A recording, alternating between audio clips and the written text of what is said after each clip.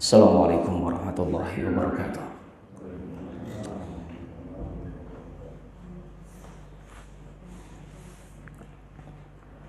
Alhamdulillahilladzi anzala 'ala 'abdihil kitaba wa lam yaj'al lahu iwaja. Qayyiman liyunzira ba'san shadidan min ladunhu wa yubashshiral mu'minin alladzina ya'maluna as-solihati anna lahum ajran hasanah. Asyhadu an la ilaha illallah wahdahu la syarika lah wa asyhadu anna Muhammadan abduhu wa rasuluhu alladzi la nabiyya ba'da. Allahumma anfa'na bima 'allamtana wa 'allimna ma yanfa'una wa zidna ilman nafi'an wa rizqan thayyiban wa halalan mubarakan insyaallah bisalamin aminin. Qala rabbi ishrah lana sudurana wa yassir lana umurana wahlul 'uqdatam min alsinatina yafqahu aqwalana. Allahumma nawwir qulubana binuri hidayatika kama nawartal arda binuri syamsika abadan abada birahmatika ya arhamar rahimin. Bapak Ibu sekalian yang dirahmati oleh Allah Subhanahu wa taala, bagaimana kabarnya, sehat Pak? Sekali deui Pak Aam nyanda kampak aya salam kirang kompak sekali deui nya. Assalamualaikum warahmatullahi wabarakatuh. Alhamdulillah, parantos taruang sadayana Pak. Tacarnya masih insyaallah. Perkenalkan, nama saya Febri Zainar Rahman, biasa disebut di luar mah Feilian. Karena panggilannya saya Feilian, Pak. Salam ta'zim dari Ustadz Dedi, seharusnya yang mengisi beliau karena beliau sedang uzur, sedang ada halangan, makanya menggantikan oleh saya. Saya dari Pasteur, asli orang Ciamis. Orang Ciamis di Pak? Ada? Nggak ada? Padahal berada di umrohkeun ya. Masya Allah, nggak ada ya. Semua orang mana? Orang kebun kopi ya. Masya Allah. Alhamdulillah, kegiatan saya mengajar di Unjani dan Istikes Ahmadiyani, S1 di Mesir, S2 di Sudan. Dan alhamdulillah telah menikah, punya anak 1. Alhamdulillah. Tina naon casingna juga Yuswa sabaraha, tapi intina mah Yuswa udah 32 tahun. Nambah hiji, alhamdulillah, masya Allah. Putra nambah hiji, alhamdulillah. Dan kebetulan tinggal di Pasteur. Sedikitnya kegiatan saya dari hari Senin sampai hari Kamis ada di Cianjur karena merintis nambah saalit merintis buat pesantren untuk persiapan untuk ke Timur Tengah. Mohon doanya, ada calon 3 orang nanti ketika sudah testing nanti pada bulan Mei sampai Juli, mudah-mudahan bisa berangkat di bulan November atau Desember untuk berangkat ke Mesir. Mohon doanya. Alhamdulillah tempatnya ada di Cianjur dan santrinya baru sedikit, baru ada 10, tapi alhamdulillah dibina itu semuanya dan alhamdulillah ada 3 calon. Baik, Bapak Ibu sekalian, sekilas itu tentang saya. Dan jurusan yang saya ambil adalah jurusan dakwah wa thaqafah Islamiyah, tentang dakwah dan kebudayaan Islam. Dan saya diamani sekarang tentang tema dasar-dasar akidah Islam. Baik, sebelum itu semuanya Bapak Ibu sekalian, bahwasannya yang perlu saya jelaskan di sini adalah ketika kita meyakini Allah sebagai Tuhan kita, ketika kita meyakini Nabi Muhammad adalah utusan Allah yang membawa risalah Allah melalui Nabi Muhammad SAW, bahwasannya itu semuanya tidak akan terluput, akan terlepas dari sebuah keyakinan. Dan yang namanya dasar-dasar akidah Islam di sini adalah tidak akan terlepas dari dasar yang pertama, ada iman, ada Islam, ada ihsan. Seolah-olah seperti kita mendengarnya iman ya sudah percaya, Islam selamat atau damai atau patuh atau berserah diri.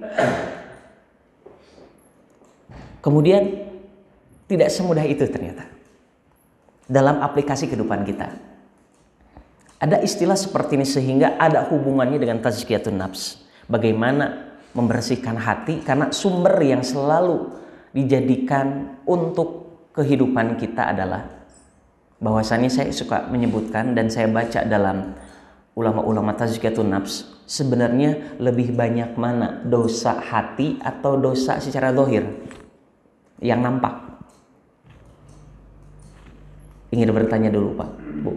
Lebih banyak mana dosa hati atau dosa yang nampak kita lakukan? Dosa mana? Sok atuh diwalar panas Jumatan gitu. Lebih banyak dosa mana? Dosa hati. Betul? Ada ungkapan seperti ini, hati-hati dengan hati, karena kenapa? Banyak orang yang terkecoh dengan dosa hati itu adalah banyak orang yang tidak melakukan zina. Tetapi kenapa mereka disebutkan sebagai pezina? Nah, Pak Ustadz, ada orang yang tidak melakukan zina, tetapi dia melakukan zina. Para ulama tazkiyatun nafs menyebutkan salah satu contohnya adalah dia tidak melakukan zina, tetapi hatinya dan pikirannya, punten, otakna, kanu hal seperti itu dikatakan sudah termasuk zina. Banyak orang yang tidak mencuri tetapi hatinya mencuri. Contoh, ketika kita jalan-jalan ke pasar baru yang ada di Bandung, ada orang yang sedang tawar-menawar. Gara-gara kita punya uang, ya sudah, saya beli ini Pak. Dia yang sudah menawar, batal. Karena kita punya uang, secara zahir sah-sah, tetapi secara batin sudah mencuri hak orang lain. Itulah, karena kenapa? Masalahnya di dalam hati. Sedangkan akidah ini akan berhubungan dengan hati. Kemudian ketika Rasulullah menjelaskan di dalam hadis, inna fil jasadi mudghah, sesungguhnya di dalam tubuh manusia ada segumpal daging. Idza saluhat saluhal jasadu kullu. Kalau segumpal daging itu benar, akan benar seluruh amalannya. Wa idza fasadat fasadal jasadu kullu. Kalau segumpal daging itu rusak, maka akan rusak amalannya. Para sahabat bertanya, ala wahiyya ya Rasulullah, apa yang disebut segumpal daging itu? Kata Rasulullah, ala wahyal qalbu, itulah yang disebut dengan hati. Makanya iman ini akan berhubungan dengan hati. Disebutkan dalam Quran surat Al-Baqarah ayat 8, kategori manusia yang berhubungan dengan iman. Allah berfirman, A'udzu billahi minasy syaithanir rajim. Wa minan nasi man yaqulu amanna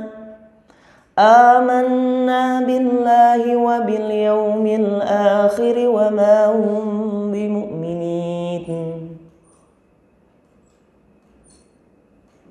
Kalimatnya, ketika Allah berfirman di dalam Quran surat Al-Baqarah ayat 8. Yang bawa Al-Quran boleh dibuka, yang buka Android boleh dibuka juga. Surat Al-Baqarah ayat 8. Wa minan nasi may yaqulu amanna, dan dari kelompok manusia ada yang menyatakan kami beriman. Di dalam tafsir disebutkan bahwasannya kategori manusia itu, kita akan menjelaskan dasar-dasar akidah, salah satunya adalah tentang konsep iman. Di dalam surat Al-Baqarah ada 3 kategori yang disebut dengan kategori manusia. Yang pertama adalah amanna, yang menyatakan kami beriman. Biar kita tahu, konsep iman itu bukan hanya percaya, tetapi iman itu secara ulama kalam, ulama tauhid menyebutkan, yang disebut dengan iman itu adalah tasdikun bil qalbi, meyakini dengan hati. Bagaimana ayat Al-Quran tiba-tiba langsung diyakini oleh hati? Kenapa Rasulullah ketika berdakwah di Mekah bukan masalah syariat yang langsung diajarkan? Bahkan tentang Isra dan Mi'raj kemarin, Subhanalladzi asra bi 'abdihi lailan minal masjidil harami ilal masjidil aqsa alladzi barakna haulahu linuriyahu min ayatina. Disebutkan di sana adalah kenapa Isra dan Mi'raj terjadi setelah wafatnya Sayyidah Khadijah dan setelah wafatnya paman Rasulullah Abu Thalib. Kenapa yang namanya syariat tidak langsung diajarkan? Inilah yang berhubungan dengan hati. Iman itu membenarkan dengan hati. Kalau tidak yakin dulu terhadap agama Islamnya, banyak orang yang tidak melaksanakan agama Islam, syariat Islam. Contoh saja, kalau hati tidak yakin, banyak orang yang meyakini syariat saja tanpa meyakini dengan hati. Contoh yang sederhana saja, kita tahu di jalan ada letter P dicoret, berarti tandanya dilarang parkir. Ada letter S dicoret, berarti dilarang berhenti. Ketika ada petugas keamanan yang ada di lalu lintas, kita taat karena ada. Tapi ketika tidak ada, malam-malam kebanyakan melanggar atau kebanyakan mentaati. Itulah. Karena kenapa? Karena kita tahu hanya sebatas syariat. Tertulis dalam Al-Quran, tertulis dalam hadis, tetapi tidak diyakini oleh hati. Dilaksanakan enggak? Tidak. Karena kenapa? Karena beda. Hatinya tidak sesuai dengan iman, meyakini dengan hati.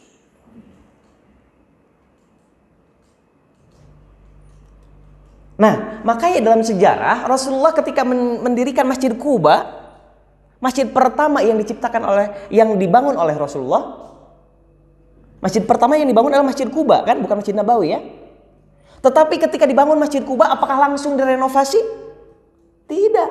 Apa yang dibangun oleh Rasulullah? Peradabannya, akhlaknya, hati setiap orang-orang yang ingin ke masjid. Karena kenapa? Banyak orang yang membaguskan masjid tetapi sedikit kosong. Karena kenapa? Karena hati mereka tidak nyantol dengan masjidnya. Akhirnya bagus-bagus masjid. Kenapa Madinah selalu ramai? Kenapa Makkah selalu ramai? Karena orang-orangnya langsung meyakini dengan hati bahwasannya saya ingin jadi ahli masjid. Imam masjid dekat di depan rumah, Allahu Akbar, Allahu Akbar. Apalagi pas adzan subuh, as-salatu khairum minan naum. Karena naumnya panjang, sarenoge panjang. Aya anu kitu. Karena kenapa? Hatinya tasdikun bil qalbi, tidak meyakini dengan hati. Karena hanya syariat saja. Dan syariat harus diyakini dengan hati. Makanya tentang dasar-dasar akidah ini berhubungan dengan iman. Kemudian tidak cukup sebut iman itu yakin dengan hati. Apa? Wa iqrarun bil lisan, diucapkan dengan lisan. Tidak cukup hanya sebatas saya mah yakin iman, tapi tidak mau mengajak. Konsepnya yang disebut dai itu bukan hanya orang yang ceramah seperti saya seperti ini di podium, bukan Pak Bu. Yang disebut dai itu konotasinya adalah orang yang mau mengajak kepada kebaikan, itu saja. Dai itu artinya orang yang mengajak. Maka konsepnya mau mengajak kepada kebaikan itu disebut dai. Mau lewat sosial media, lewat status WhatsApp, atau hanya mengajak anak-anak kita juga disebut dai. Karena dasar dai itu adalah mengajak kepada kebaikan. Kadang-kadang orang menganggap seperti ini. Yang dikatakan amal paling baik adalah sholat kita di masjid, mengaji. Tetapi tidak melihat ketika kita sapu-sapu di rumah atau sapu-sapu di masjid, atau menyapa salam kepada tetangga kita saja, itu dianggapnya adalah amalan yang biasa saja. Bisa jadi amalan itu yang menjadikan berat kita di yaumul hisab. Makanya ada istilah bapak fulan atau ibu fulan, atau ibaratkan pemuda fulan, disebutnya apa? Ahli ibadah, tetapi tetap we sholatnya kayak gitu. Tetap we kelakuannya kayak gitu. Mendingan saya nggak sholat. Ada yang salah. Banyak orang yang menyalahkan sholat, tetapi yang salah itu sebenarnya orang-orang yang melakukan sholat. Makanya disebutkan fawailun lil musallin. Kenapa Allah menyebutkan celaka bagi orang-orang yang sholat, bukan celaka bagi orang-orang yang tidak melakukan sholat? Yang tidak melakukan sholat udah pasti cilaka gitu. Tetapi kenapa orang-orang yang sholat disebutkan celaka? Alladzina hum an sholatihim sahun, yaitu orang-orang yang lalai dalam sholatnya. Bagaimana kategori orang yang lalai dalam sholat? Disebutkan dalam tafsir bahwasannya orang yang termasuk fawailul lil musallin, orang-orang yang celaka dalam sholat itu ada 3 golongan. Yang pertama, lalai sebelum melaksanakan sholat. Jika tadi sholat misalkan maghrib sekarang misalkan jam 6 lebih seperempat, sholat maghribnya jam 7 lebih 5. Sholat subuh sekarang jam 5 kurang seperempat. Kemudian sholat subuhnya jam sabaraha? Jam setengah 8. Bari jeung dihijikeun. Nah, ieu teh sholat subuh teh ditambah 8 rakaat. Ternyata sholat subuhna ngahiji jeung duha. Itulah yang disebut fawailul lil musallin, orang yang lalai sebelum melakukan sholat. Kemudian yang kedua, orang yang disebut fawailul lil musallin adalah orang yang lalai ketika melakukan sholat. Contoh, ning dulunya, ini aja dulu zaman saya adalah ada rame namanya adalah Dangdut Akadima Indosiar terangnya, ya, yang juara naningnya ibaratkan sok nyebatkan neng lamun Lesti main cenah nyiraskeun ka budak alit yuswa 5 tahun. Kasih tahu mama karena mama mau lihat. Salat saya cerita. Allahu akbar mani khusyuk. Alhamdulillahirabbil alamin. Ar-Rahmanir Rahim Maliki Yaumiddin. Cek si neng teh mah Lesti main waladhdallin amin. Tah, khusyuk kan gitu. Gak khusyuk. Karena kenapa? Ketika sholatnya tidak khusyuk maka termasuk disebut fawailul lil musallin. Kemudian yang ketiga, orang yang disebut fawailul lil musallin adalah orang yang lalai setelah melakukan sholat. Sholat mah sholat, tetapi melakukan dosa tetap. Nah, inilah yang dikatakan jangan salahkan sholatnya. Siapa tahu, satu, sholatnya dilalaikan, dua, sholatnya tidak khusyuk, dan yang ketiga adalah tidak difahami arti sholatnya. Sehingga banyak orang yang melakukan sholat, dia hanya mendapatkan capek gerakannya saja, bukan pahalanya. Maka ada orang yang menyalahkan, dia mah tukang sholat tapi kayak gitu. Berarti yang salah bukan sholatnya, tetapi yang salahnya adalah orang yang melakukan sholat. Karena pribadi orang. Kemudian iman yang ketiga definisinya adalah wa'amalun bil arkan. Tidak cukup yakin dengan hati, tidak cukup mengucapkan dengan lisan, tetapi mau ngajak, mau action. Saya ingin bertanya Pak Bu, Rasulullah kita kenal sebagai pebisnis, betul? Sebagai saudagar, betul? Tetapi tahu barangnya apa? Yang dijual oleh Rasulullah apa? Tahu nggak? Disebutkan dulu pernah mengembala kambing, ya. Tapi tahu nggak barangnya apa?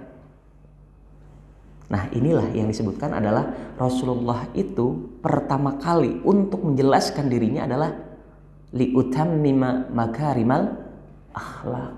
Akhlak dulu yang dilihatkan. Mungkin nggak kalau akhlaknya baik menjual barang yang buruk? Mungkin nggak? Tidak mungkin. Ai kita mah diperbaikinya adalah barangnya dulu, tapi akhlaknya. Makanya pantas banyak yang namanya tentang jual beli dilanggar, hal-hal yang melanggar syariat Islam. Karena kenapa? Rasulullah dari dulu diajarkan adalah akhlak dulu yang diperlihatkan. Maka cerminan orang muslim ketika tidak ingin disebutkan sebagai orang yang frontal, radikal atau apapun, maka disebutkan adalah cerminkan akhlaknya.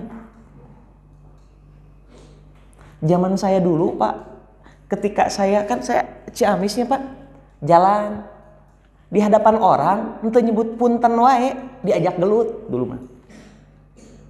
Anak-anak sekarang mungkin jarang kayak gitu. Lewat mah lewat saja. Sampai bilang yang ada di kampung saya itu bilang kayak, punten-punten mah teu meuli itu kan gitu. Punten-punten kan gitu. Itu baru punten, belum lagi kalau misalkan membiarkan salam. Sedangkan kewajiban setiap muslim ada idza laqitahu fasallim alaihi. Kalau misalkan bertemu maka ucapkanlah salam. Itu sudah hilang dari budaya kita. Dulu yang namanya kerusakan itu harus dicari di luar. Sekarang mah datang ke rumah. dalam handphone ini kerusakan-kerusakan terdapat kalau kita tidak bisa manajemennya. Anak-anak sekarang, coba adabnya seperti apa? Mungkin tidak termasuk anak kita, tetapi ada sebagian besar ketika ada orang tua yang berbicara sambil pegang kain, nya sok mah, silahkan ngomong we, kan didengar sama dede juga didengar, sok we dengar. Dulu Pak, saya hanya sebatas dipelototin saya sama bapak saya sudah. Tapi sekarang rek dipolototan, rek dicarekan. Karena kenapa? Udah hilang adabnya. Karena kenapa? Budaya asingnya masuk dalam handphone kita. Makanya taubatnya bukan tabayatubu taubatan, tapi tabayatubu youtuban gitu. Karena kenapa? Yang dilihatnya adalah itu. Tidak diajarkan konsep iman. Nah, makanya penting iman ini diajarkan. Kemudian dalam surat Al-Baqarah disebutkan itu kategori orang yang pertama, orang yang beriman. Yang kedua disebutkan dalam Quran surat Al-Baqarah ayat 8 ini adalah kategori orang yang kafir. Apa yang disebut dengan orang kafir? Definisi orang kafir adalah alladzina yunkirunallaha wal yaumal akhir, yaitu orang yang mengingkari Allah dan hari akhir dengan terang-terangan. Kalau ada orang yang sudah terang-terangan menolak Islam, menolak yang namanya syariat tentang Islam, menolak tentang Al-Quran, secara tidak langsung dia telah menyatakan dirinya kafir.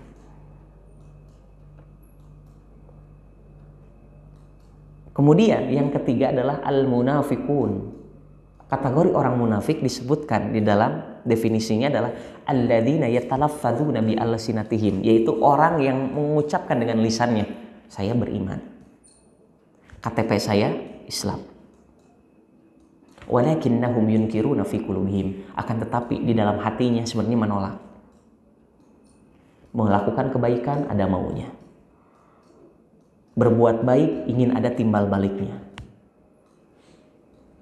Kemudian melakukan segala sesuatu ingin ada feedback baliknya. Hati-hati, orang-orang kafir, orang-orang munafik itu adalah mereka berselimut di mana? Di dalam kaum umat muslim, tetapi hakikatnya menghancurkan. Itulah orang-orang munafik. Makanya salah satunya adalah disebutkan dalam hadis bahwasanya ada 3 ciri orang munafik. Yang pertama, idza haddasa kadzdzaba.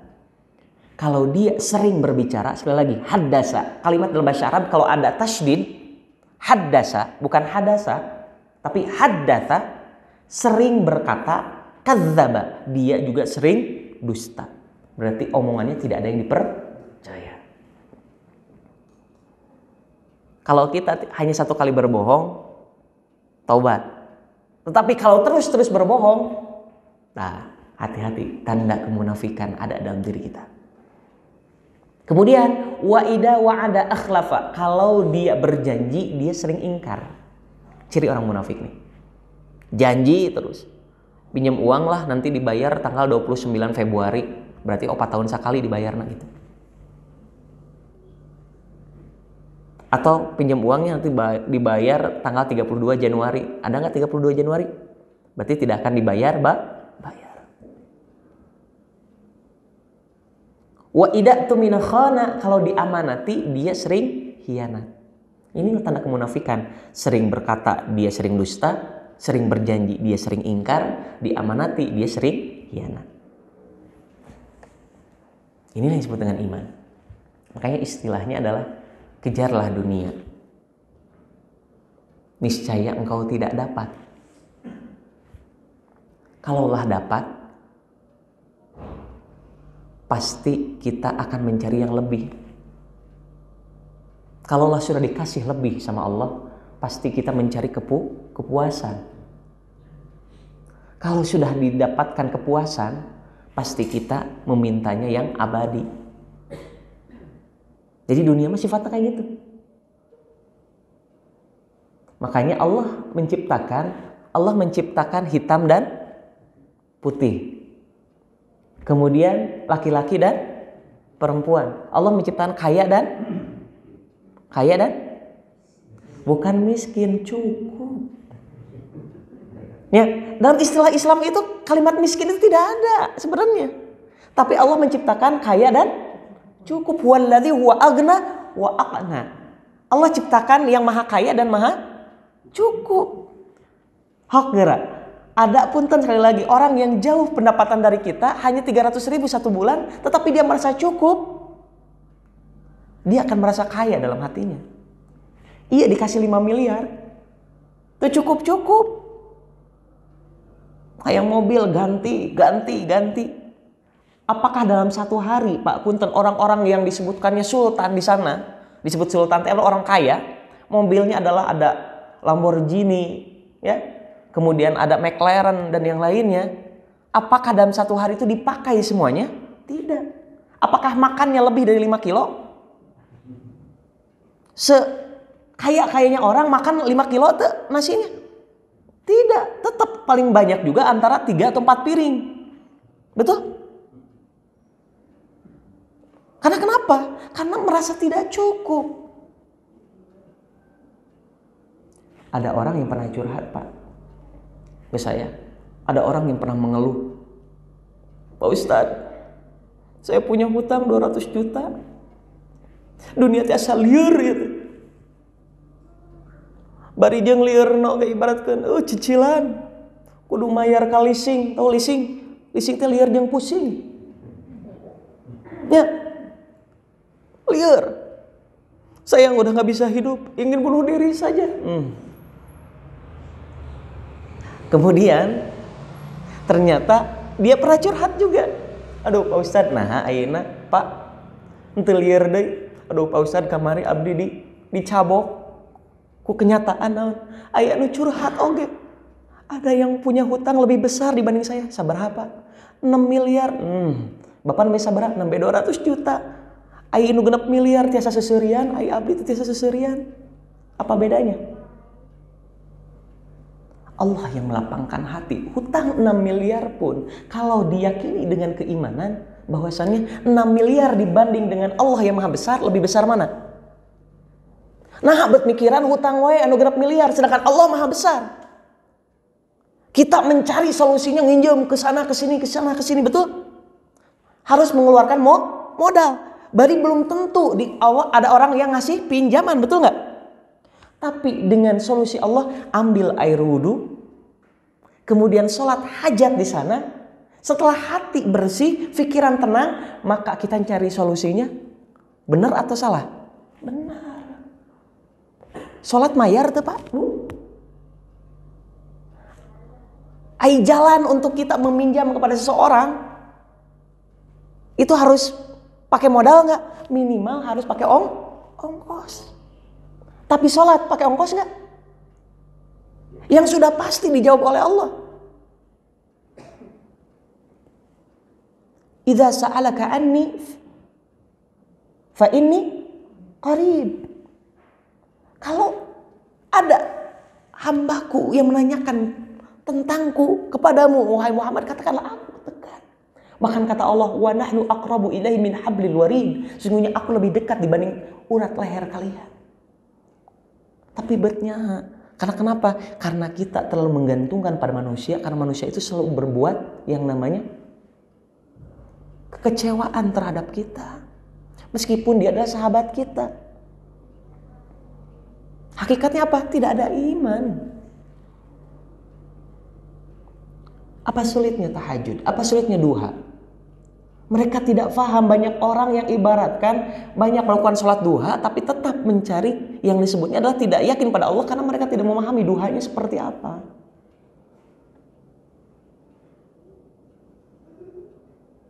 Inilah Pak yang disebut dasar akidah itu. Iman itu harus benar-benar tertanam dalam hati kita. Ternyata apa? Yang 6 miliar itu Pak beres. Tapi 200 juta can beres-beres. Karena kenapa? Hatinya tidak beres. Maka apa solusi yang dikatakan oleh 6 miliar yang tadi? Gini atuh Kang, senang. Cara melunaskan hutang itu, kalau hutang kita belum bisa membayar yang 200 juta, tanya ke warung-warung. Masih banyak ada yang hutang naon? Hutang mecin. hutang endog 2 butir, betul Pak? Masih banyak. Coba bayarkan kepada warung itu, nggak usah disebutkan dari siapa. Bu, ada yang punya hutang di sini? Oh ada, 2 butir telur. Ya sudah, bereskan itu dulu. Kalau nggak bisa, bereskan yang banyak. Di sanalah Allah akan min haitsu la yahtasib, memberikan rezeki yang tidak disangka-sangka. Demi Allah Bu, Pak, pernah saya punya hutang. Padahal waktu itu juga sama. Pengalaman kenapa saya bercerita seperti ini. Tetapi ketika punya 8 juta saja, saya mengalami seperti ini. Tapi apa? Ketika melakukan kayak tadi, tiba-tiba hutang mah mudah. Ketika ada orang yang memberikan hutang itu mengatakan lunas, beres hutang. Saya pernah punya hutang sama seseorang dan dia tiba-tiba gak usah dibayar Pak Ustaz. Saya sudah melunaskan. Itu dibayar Pak. Salah satu keistimewaannya adalah apa? Hanya ke warung, ke tempat apapun saja. Lihat banyak orang yang masih punya hutang sekitar 20.000, 15.000. Buat mereka itu berat dibanding kita. Maka bereskanlah hutang mereka. Di dalam hati kita berdoa, ya Allah, mudah-mudahan hutang yang kita alami ini adalah diselesaikan dengan cara Allah Pak. Dan itu pengalaman pribadi yang saya lakukan. Beres Pak Bu. Hanya memberikan, hanya bayar 20.000 saja yang ada di warung. Karena kenapa? Barang siapa yang meringankan atau menyelesaikan urusan sesama muslim, maka Allah akan berikan 10 kebaikan baginya. Gak yakin dengan ayat-ayat Allah. Karena tidak ada iman. Makanya kita memahami syariat hanya faham saja.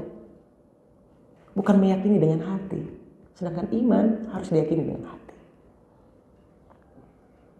Kemudian dasar akidah yang kedua adalah Islam.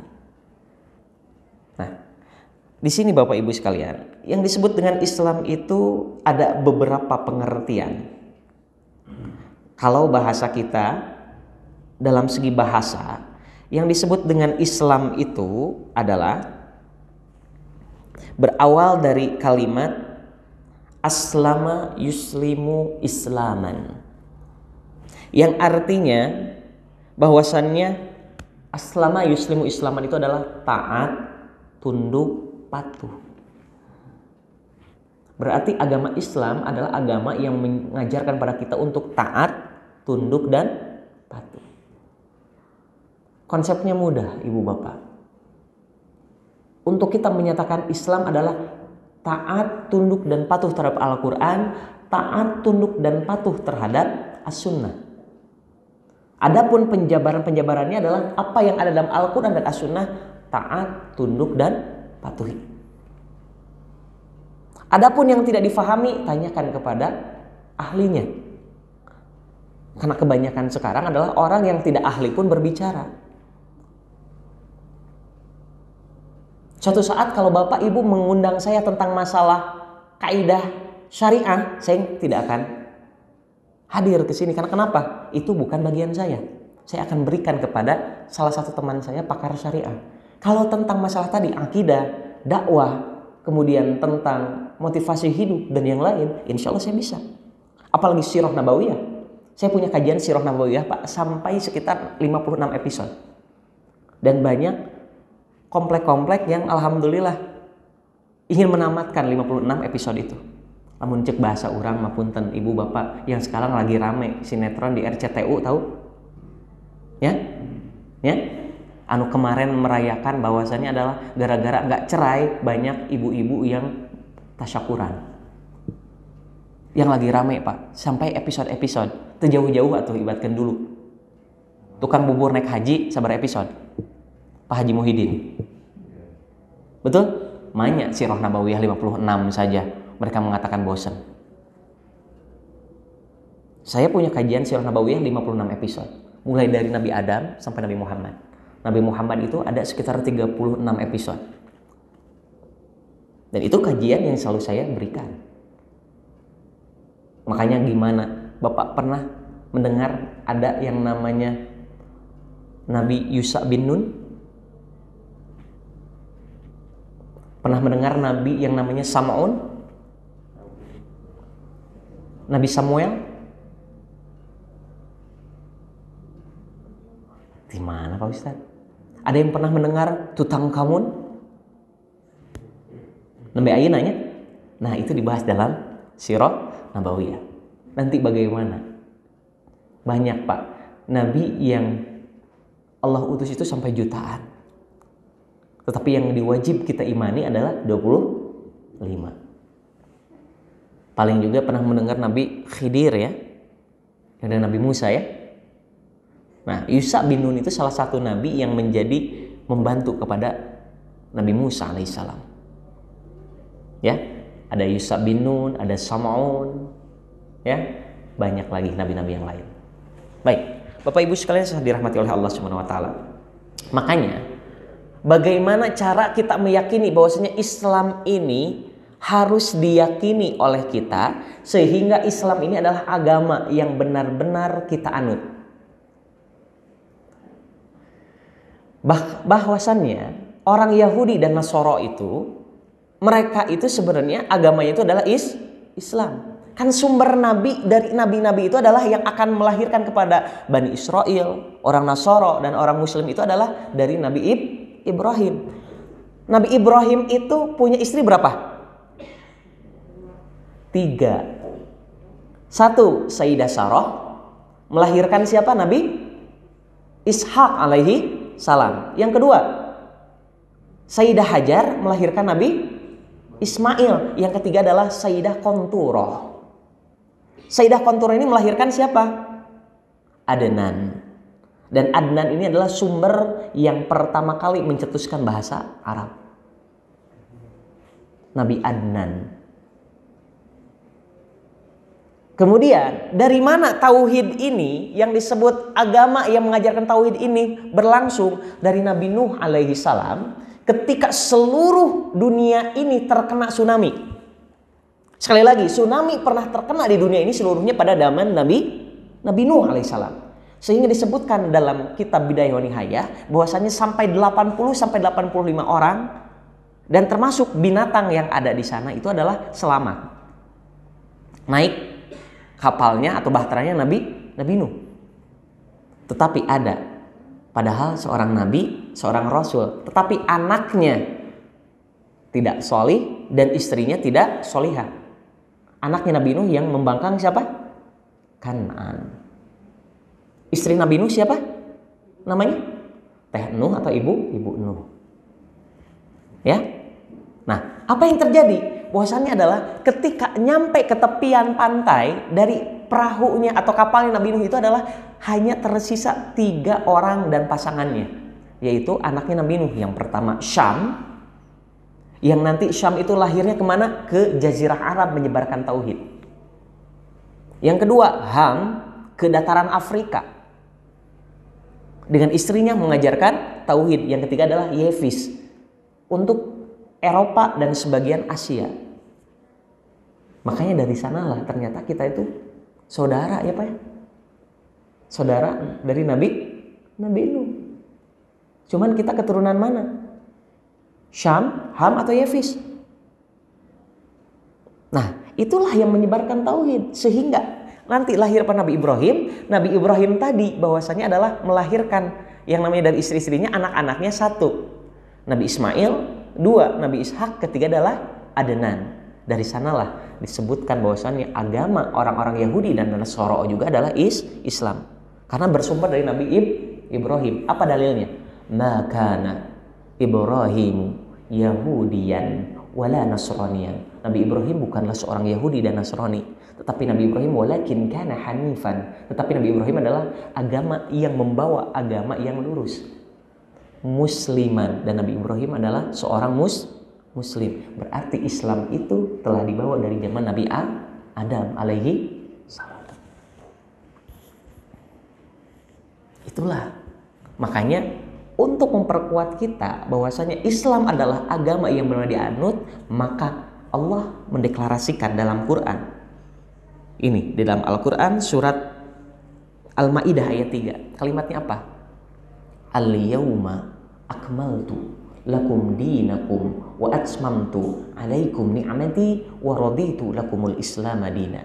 Apa firman Allah? Pada hari ini kata Allah, telah kusempurnakan bagi seluruh manusia. Ketika Nabi Muhammad turun, telah kusempurnakan pada hari ini buat kalian yang harus dianut oleh seluruh manusia. Wa atmamtu ni'mati, dan aku telah sempurnakan atas nikmatku. Wa raditu, dan ini kalimat Allah deklarasinya, dan aku ridho lakumul Islam dinan, agama Islam sebagai agama yang harus dianut oleh manusia. Inilah Pak, tidak ada agama di dalam Al-Quran yang lahir ketika setelah Nabi Muhammad selain Islam. Makanya dasar-dasar akidah itu tidak akan terlepas dari iman, Islam. Dan yang terakhir adalah ihsan. Kalimatnya sederhana. Ihsan itu adalah anta'abudallah, engkau beribadah kepada Allah, ka'annahu yaraka, seolah-olah Allah melihatmu. Sulit Pak sebenarnya kita beribadah, Allah yang mengawasi kita. Karena kadang-kadang kita ibadah gara-gara ada guru kita, gara-gara ada atasan kita, gara-gara ada orang lain. Kita ingin khusyuk, betul? Alhamdulillah, misalkan di masjid Al-Mujaddid, Mujaddid ini Pak ya? Ada yang menyumbangkan untuk kubah masjid. Ada orang yang komen, gak usah, ria lah. Kan gitu. Alhamdulillah ada yang renovasi untuk keramik masjid sekian juta. Orang lain komen lagi, gak usah disebut-sebutkan. Alhamdulillah ada yang sudah merenovasi untuk seluruh masjid. Sambil ngaharewas, Pak, eta teh abdi sarua we nya Pak. Henteu gak ikhlas. Apa yang terjadi? Disinilah bahwasannya kita beribadah seolah-olah Allah melihat kita. Kemudian fa'illam yarahu atau fa'illam tarahu, kalau misalkan kamu tidak melihat Allah, sesungguhnya Allah melihatmu. Jadi kalimat ihsan itu adalah ibadah mah kita anggap seperti ini Pak. Ada sebagian ulama yang menyebutkan adalah kalau kita mengharapkan surga itu pun tidak tepat. Karena kenapa? Karena surga masih makhluk Allah. Yang harus kita minta adalah apa? Ridho Allah. Bukan berarti nggak boleh kita mengharapkan surga, tetapi kalau ada capaian yang lebih tinggi dari sana, maka mintalah ridho Allah. Karena sifatnya untuk Allah itu seringlah minta. Tetapi kepada manusia jangan sering-sering meminta. Makanya saya pernah dapat Pak dari seorang kiai, ada seorang yang ibaratkan dia dikasih zikir nuhiji Allah, nuhiji dipasihan zikir ulah. Hokra. Yang satu Allah, yang satu ulah. Ada orang yang mengatakan seperti ini. Sugan kiai nata bener ima dikasih zikir ulah. Sudah 3 bulan zikir ulah itu dilakukan karena dia saking ta'zim, saking apa? Menghormati gurunya. Kemudian dia datang lagi setelah 3 bulan. Kata kiainya, zikir lagi ulah.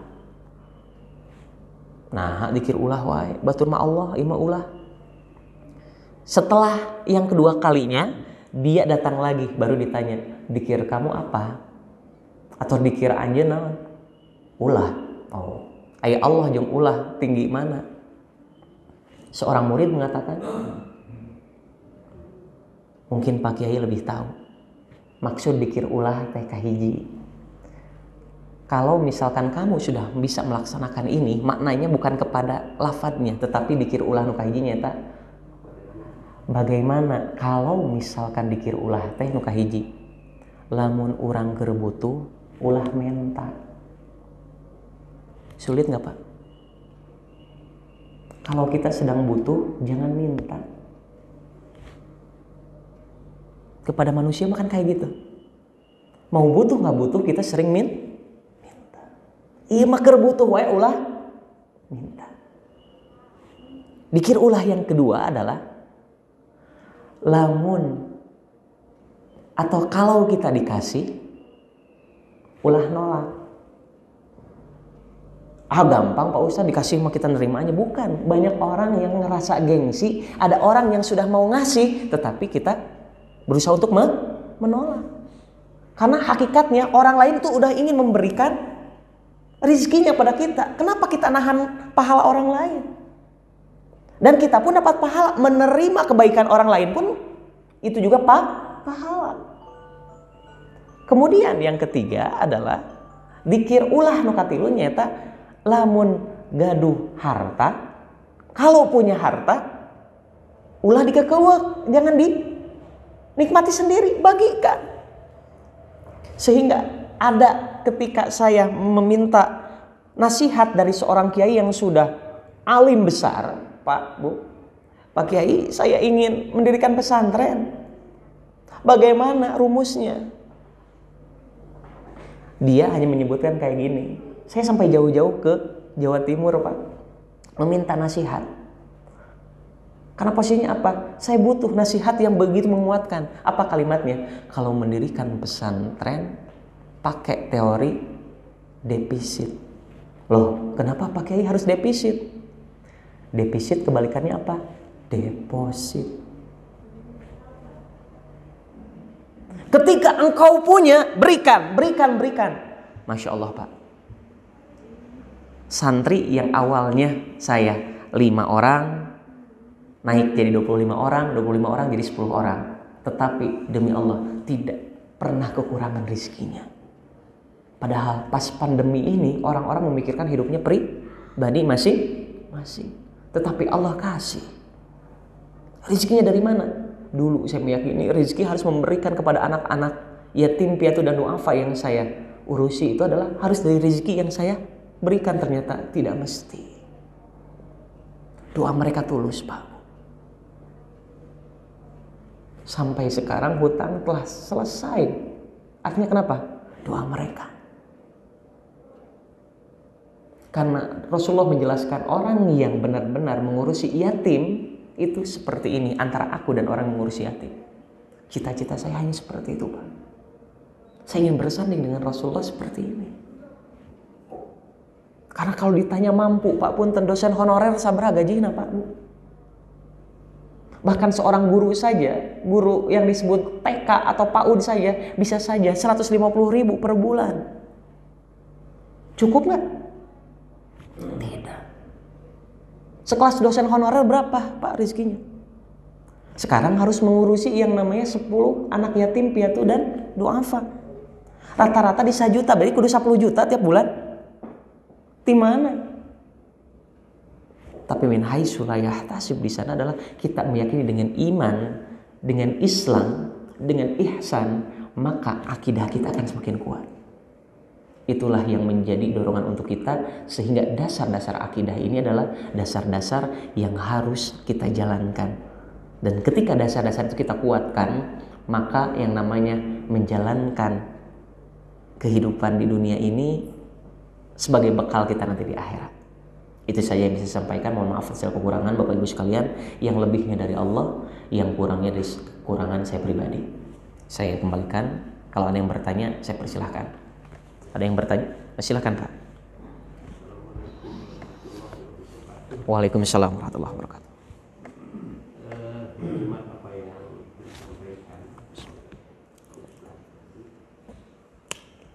Dengan deklarasi Allah tadi bahwa Islam adalah agama yang paling sempurna untuk sebaiknya dianut oleh seluruh umat.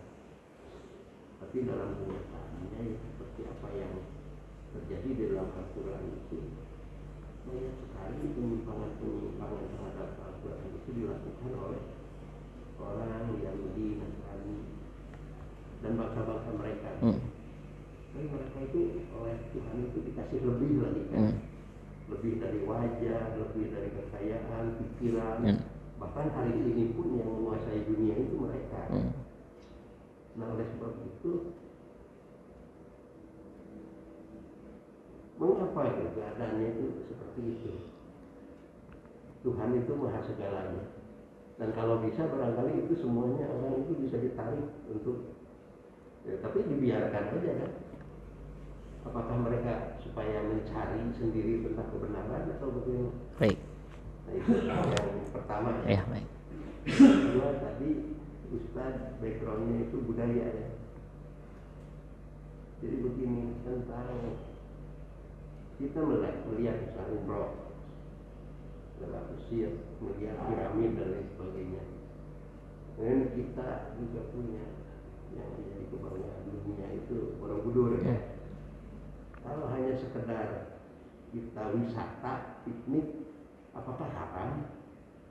Karena banyak orang yang haram gitu tiba-tiba. Padahal kalau dilihat sekarang nilainya itu kan luar biasa. Kebesaran bangsa kita.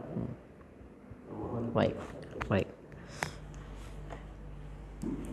Baik, jazakallahu khairan. Masih live, Pak? Baik. Dalam Al-Quran disebutkan untuk pertanyaan pertama, Pak, kenapa Allah menjadikan orang-orang yang seolah menentang Islam tapi Allah berikan itu sebagai kekuasaan, Allah berikan yang namanya kekayaan yang berlebih. Sebenarnya kalau kita belajar sejarah itu telah ada dari dulu. Perjuangan para nabi, para rasul memerangi mereka adalah, kita lihat aja Firaun. Kumaha henteu maksiatna Firaun. Tetapi kalimatnya adalah Allah ingin masih memberikan hidayah kepada Firaun. Tetapi konteksnya Firaun sendiri yang menolak. Dalam kisahnya adalah Firaun dikasihkan 3 kesempatan untuk bertobat. Pertama apa? Pertama, ketika Firaun menantang Nabi Musa dengan ahli sihir-sihirnya untuk menaklukkan Musa.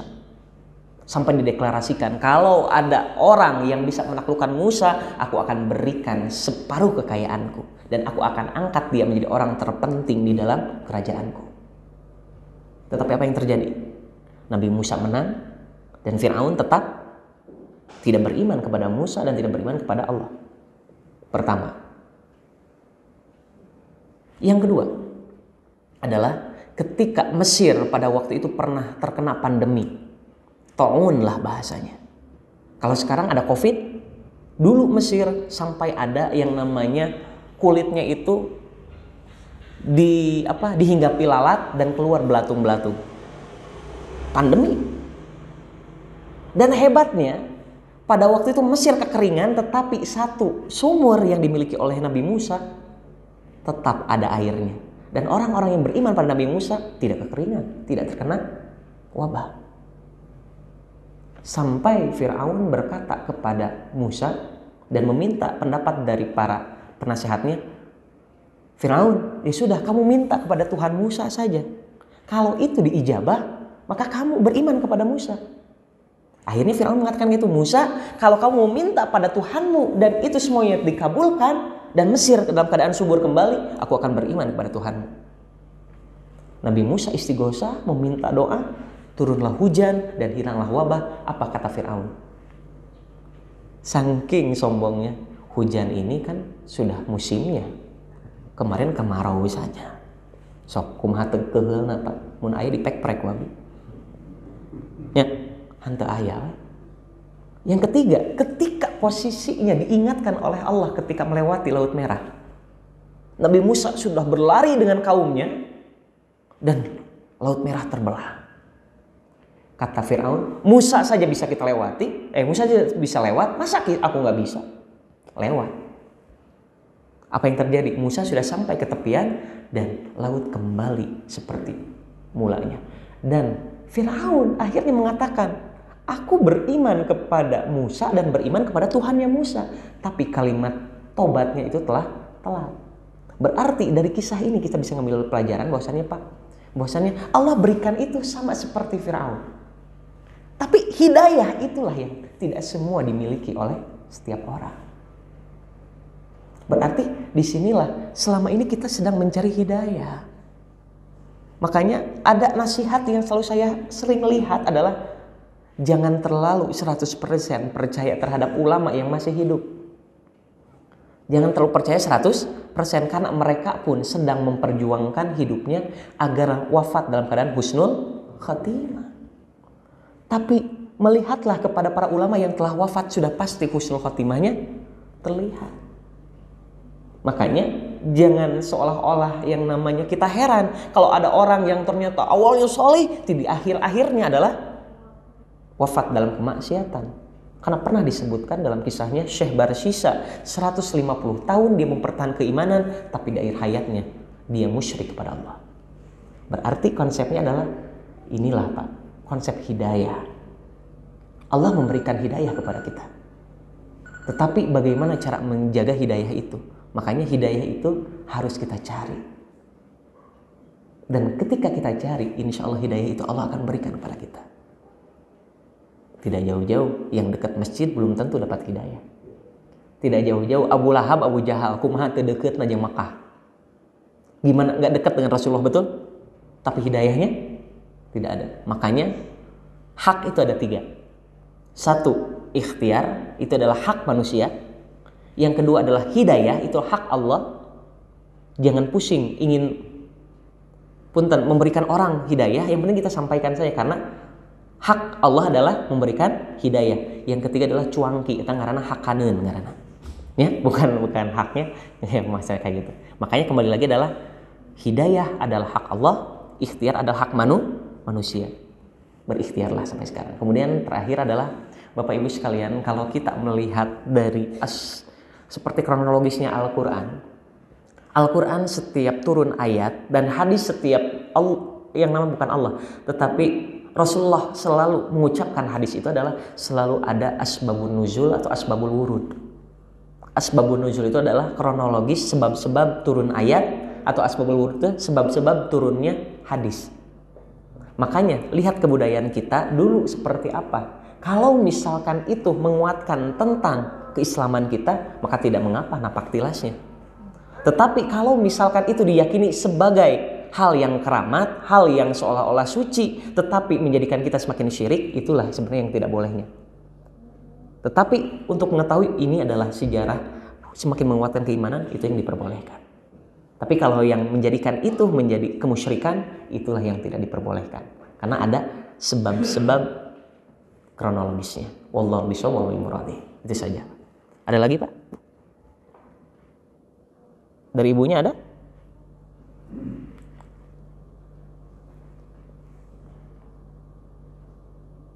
Tidak ada? Cukup? Baik. Baik, kalau tidak ada, saya hitung. Masih ada nggak? Saya hitung sampai 1 juta ada? Boleh satu lagi. Boleh, silakan Pak. Begini, tentang penentangan terhadap Al-Quran itu banyak dari umat yang tadi sudah dijelaskan. Nah, tapi mohon penjelasan karena saya tidak tahu, karena dilihat di Al-Quran juga kurang gitu penjelasan, misalnya terhadap orang-orang agama yang kuat di ketimuran, misalnya Konghucu yang gitu kan, tidak ada bahasanya di Al-Quran itu ya? Atau tidak terbaca oleh saya gitu. Agama-agama yang di timur gitu kan, kebanyakan agama-agama di daerah-daerah Palestina, di sana, di Syam dan lain sebagainya. Tapi kesininya gitu. Nah itu aja. Baik. Baik, Bapak Ibu sekalian yang dirahmati oleh Allah Subhanahu wa taala. Logika dasar atau logika yang sederhana yang selalu saya sebutkan adalah dari atasnya itu adalah benar. Dari Nabi Adam datang itu dari Allah kan. Nabi Adam pasti menyampaikan sesuatu hal yang benar. Sampai pada Nabi Muhammad. Kenapa fungsi para nabi itu ada? Karena untuk selalu menyempurnakan atau ibaratkan mengembalikan umat-umat yang telah menyeleweng. Contoh sederhana. Bapak Ibu boleh konsentrasi ya. Tolong sebutkan apa yang saya sebutkan ya. Saya tidak akan mengulanginya lagi. Siap? Siapkan telinganya, siapkan matanya, siapkan pikirannya. Tolong ulangi kata saya. Siap-siap? Baik. Kata kakak kakekku, kuku kaki kakakku kekeongen. Sok ulangi. Hah? Kumaha? Nah, udah 1 menit belum saya mengucapkan? Belum ya? Inilah yang menjadi logika dasar. Bahwasannya dari atas mah benar. Yang salahnya adalah orang-orang setelahnya. Jadi Islamnya mah benar. Kenapa ada agama-agama yang lain? Karena kenapa? Salah satunya adalah dulu ketika zaman Nabi Nuh alaihissalam disebutkan dalam Quran surat Nuh. Ada kalimatnya adalah wala yagusa wa ya'uqa wa nasran. Ya, kalimatnya ada wad suwa. 5 orang itu adalah orang solih, Pak. Orang solih yang benar-benar menganut agama yang sampai diajarkan oleh Nabi Nuh dan diajarkan oleh Nabi Adam sampai ke atas. Tetapi apa yang terjadi? Orang-orang membuat patung 5 orang tadi. Wad, Suwa, Yagus, Ya'uq, dan Nasr. Dibikin yang namanya patung-patung itu di pasar, di gapura, dan yang lain. Yang dulunya hanya mengatakan, oh ini adalah orang soleh. Itu saja. Tetapi akhirnya tersebar, oh ini adalah Tuhan kita. Termasuk agama-agama yang tidak dijelaskan dalam Al-Quran adalah agama-agama bikinan manusia. Yang mana mereka berfilsafat bahwasannya semua agama pun mengajarkan kebaikan. Tapi belum tentu yang mengajarkan kebaikan menjadi amal soleh. Tapi Islam mengajarkan kebaikan dan menjadi amal soleh, itu bedanya. Betul nggak? Semua agama mengajarkan kebaikan, tetapi belum menjadi amal soleh.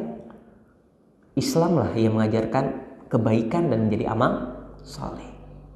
Itulah yang menjadi pembeda buat kita. Wallahu a'lam. Baik Bapak Ibu sekalian, sudah jam 6 juga. Sebelum kita akhiri, kita berdoa kepada Allah Subhanahu wa taala, semoga apa yang dikaji oleh kita menjadi amalan yang benar-benar diterima oleh Allah dan Allah ridhoi, dan mudah-mudahan Allah jadikan kita sebagai ahli surga firdaus semuanya. Amin. Mari kita beristighfar sama Allah Subhanahu wa taala. Astagfirullahaladzim. Astaghfirullahaladzim. Astaghfirullahaladzim alladzi la ilaha illa huwal hayyul qayyum wa atubu ilaik. Amin ya Allah ya rabbal alamin.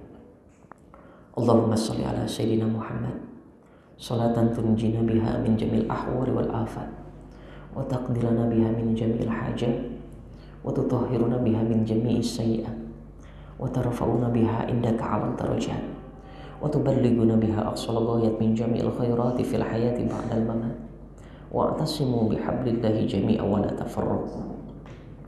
Innal ladzina yubayyi'unaka innama yubayyi'una Allah yadullahi fawqa aydihim faman nakatha fa innama yanquthu ala nafsi wa man awfa bima ahada alaihi Allah fasayutihi ajran azima. Rabbana la tuzigh qulubana ba'da idh hadaytana wa hab lana min ladunka rahmah innaka antal wahhab. Rabbana hab lana minas shalihin Rabbi ij'alna muqimas sholati wa min dhurriyyatina rabbana wa taqabbal du'a. La ilaha illa anta subhanaka inna kunna minadh dhalimin. La ilaha illa anta subhanaka inna kunna minadh dhalimin. La ilaha illa anta subhanaka inna kunna minadh dhalimin. Allahumma ighfir lana wa liwalidayna warhamhuma kama rabbawna shighara. Rabbana atina fid dunya hasanah wa fil akhirati hasanah wa qina adzabannar. Subhanaka rabbika rabbil izzati amma yasifun. Wassalamun ala mursalin walhamdulillahi rabbil alamin. Jazakumullah khairan katsiran. Kita tutup dengan kafaratul majlis bersama-sama. Subhanaka Allahumma wa bihamdika asyhadu an la ilaha illa anta astaghfiruka wa atubu ilaik. Assalamualaikum warahmatullahi wabarakatuh.